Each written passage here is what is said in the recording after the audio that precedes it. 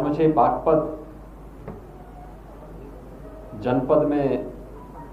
आने का अवसर प्राप्त हुआ है। कोरोना की दूसरी लहर के दौरान मैं इस जनपद में नहीं आ पाया था, लेकिन हमारे जनप्रतिनिधियों ने, जिला प्रशासन ने, हेल्थ वर्कर्स ने, कोरोना वॉरियर्स हैं जिनमें हमारी निगरानी समितियां हैं, आशा वर्कर हैं, आंगनबाड़ी हैं, इन सब ने जनता जनार्दन के साथ मिलकर के बहुत अच्छा काम किया और उसका परिणाम दिखाई भी दे रहा है। सबसे बड़ी आबादी का राज्य होने के बावजूद उत्तर प्रदेश कोरोना जैसी महामारी को नियंत्रित करने में देश में भी और दुनिया में भी अग्रणी है। बागपत नाम तो था लेकिन काम नहीं था। हम आभारी हैं प्रधानमंत्री मोदी जी के, केंद्र सरकार के 7 वर्ष के दौरान केंद्र सरकार की योजनाएं और पिछले 4-4.25 वर्ष के दौरान प्रदेश सरकार की योजनाओं ने, याद करिए 5000 साल पहले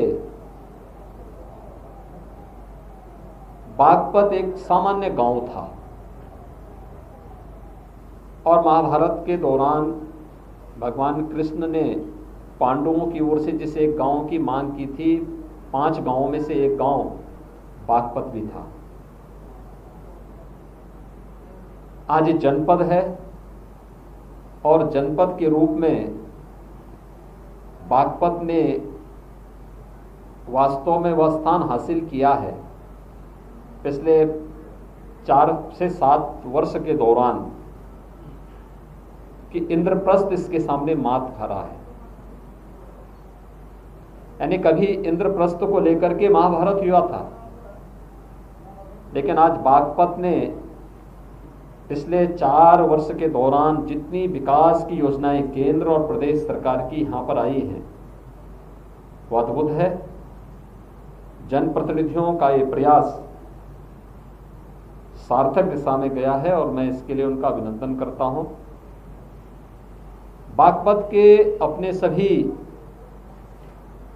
वासियों को मैं इस बात के लिए भी धन्यवाद दूंगा कि यहाँ का नौजवान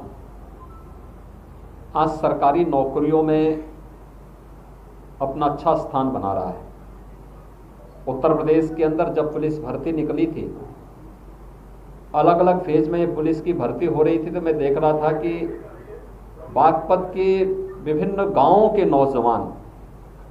जो पहले सड़कों पर प्रैक्टिस तो करते थे लेकिन कभी उनकी भर्ती नहीं हो पाती थी, लेकिन 1,37,000 से अधिक पुलिस की भर्ती हम लोगों ने की। उसमें पुरुषों में भी और महिलाओं में भी मुझे लगता है कमोबेश बागपत के हर गांव का नौजवान भर्ती हुआ है। ऐसे ही सरकारी सेवाओं में भी अब एकाधिकार समाप्त है। हर नौजवान, हर बालिकाएं उन सरकारी सेवाओं में जा सकती हैं, उसका लाभ उन्हें प्राप्त हो सकता है और यह यहाँ पर देखने को मिला है। यहाँ पर केंद्रीय विद्यालय का निर्माण, यहाँ पर छपरौली में यमुना नदी पर पुल का निर्माण, दिल्ली सहारनपुर राष्ट्रीय राजमार्ग का निर्माण, रमाला चीनी मिल चौधरी चरण सिंह जी की भूमि है और दशकों से मांग हो रहा था, लेकिन एक साथ एक मुश्त पैसा देकर के इस चीनी मिल का पुनरुद्धार किया गया। आज वह पहले की तुलना में दुगनी क्षमता से चल रही है और किसानों के जीवन में एक नया परिवर्तन लाने का कार्य कर रही है। अन्य क्षेत्रों में भी, चाहे रेलवे की लाइन का विद्युतीकरण का कार्य हो, आरटीआई का निर्माण हो, स्टेडियम के निर्माण का हो, यहाँ पे पासपोर्ट कार्यालय का शुभारंभ हो, गांव में श्यामा प्रसाद मुखर्जी परियोजना के अंतर्गत 120 करोड़ रुपए की लागत से जो विकास के कार्य यहाँ पर संपन्न हुए, पावर हाउस के निर्माण की कार्रवाई यहाँ पर बड़े पैमाने पर हुई। इसके अलावा मेरठ बागपत सोनीपत मार्ग को राष्ट्रीय राजमार्ग के रूप में जो कार्य यहाँ पर हुआ है, सीजीएचएस का यहाँ पे डिस्पेंसरी का शुभारंभ, हॉस्पिटल का शुभारंभ।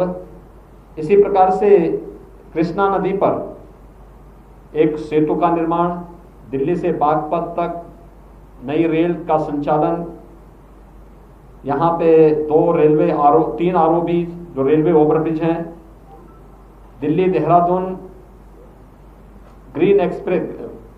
ग्रीनफील्ड एक्सप्रेसवे बाय बागपत, और यहाँ पे मेडिकल कॉलेज के साथ ही यहाँ के पवित्र धर्मस्थलों के सुंदरीकरण की कार्य योजना, सेना और पुलिस में यहाँ के युवाओं को भर्ती करने के लिए विशेष आयोजन, ये तमाम प्रकार की उपलब्धियां हैं जो मैं विश्वास के साथ कह सकता हूं कि जो कार्य यहाँ पे 65 से 70 वर्षों में नहीं हो पाया, वह कार्य पिछले 4 वर्ष का कार्यकाल प्रदेश सरकार का और 7 वर्ष का कार्यकाल केंद्र सरकार का है। इस दौरान बागपत में सब देखने को मिल रहा है।